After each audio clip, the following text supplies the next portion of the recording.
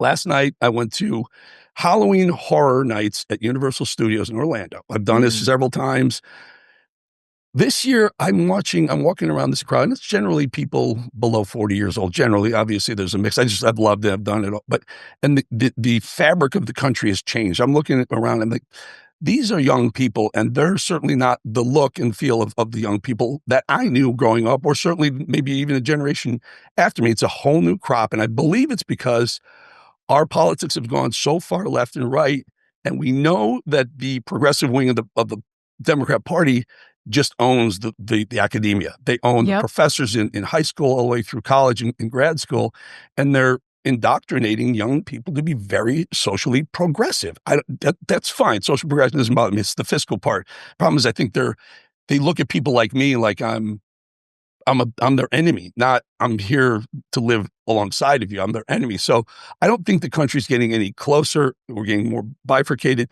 And with Trump, who I love a lot of things Trump is doing, most of the things Trump is doing, he's a divisive figure, period. We just have to be honest. He's a divisive. Our side loves him.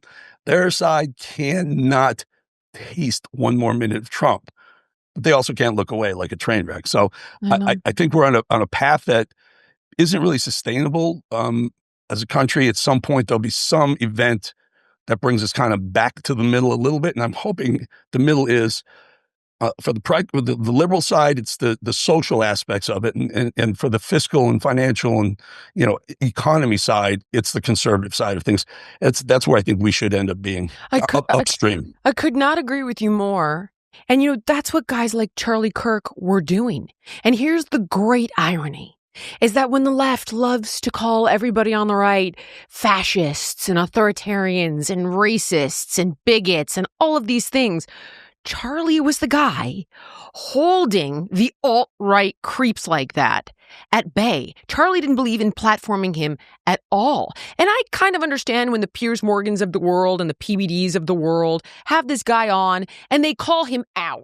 Right? So it's like, yeah, but, this is gross and that's wrong and that's disgusting. And, listen, do I wish the guy didn't have access to their audience? Sure. But when people love PBD or they love Piers and those guys are saying, you're wrong, there's something to that. And I'm like, okay, I get it. But Tucker, we've all seen him go after guys like Ted Cruz and he did nothing. No pushback. And when you see Jordan Peterson warn about the woke right, and then you see guys like Dave Rubin and guys like Brandon Tatum and women like Chicks on the Right start to say like, hey, guys, you cannot mainstream this. This cannot be normalized. I'm now coming out to say the purple people will not have this. And you are handing this win to the left, and the left are going to be the squad. As crazy radical as it gets on the left, they're taking over that party. You are going to hand them the country. If you continue this, I promise you, in 28, hands down. And that's my warning. And it's like you could care, whether or not I belong to the right or I don't belong to the right. That is my warning. This behavior, you will lose doing this. And they've taken the cue from Trump. Now there's never been another Donald Trump. There'll never be another Donald Trump.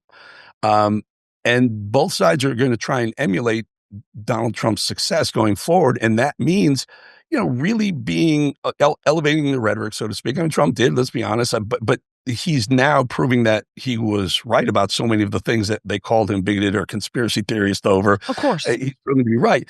But what he's done, he's laid the framework. Certainly on the left, they're trying to pick it up. You hear their heightened rhetoric. Jasmine Crockett talks about hurting people. There's a Nazi, a literal Nazi Democrat running for elected office. I believe it's in West Virginia, somewhere in the Northeast. And that's where the Democrat Party is headed. And you hear their Hakeem Jeffries, we have to be violent or tougher.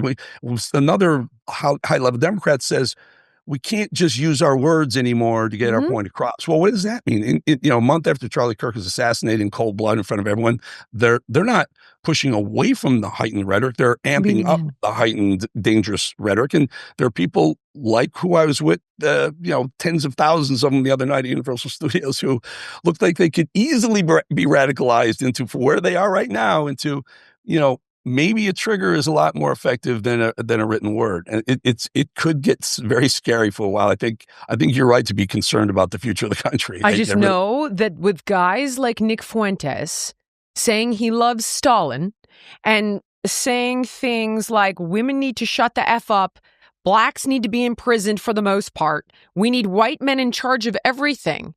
When they go out and they commit political violence and assassinations, they feel all the more justified. And I'm so disappointed that the right is doing this. This is my shot across the bow.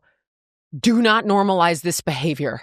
This needs to be isolated, marginalized, and condemned. Period. End of story. I don't believe in deplatforming people. He should have his own show. He should do his own thing, and he can spew his vitriol in the dark crevices of the web.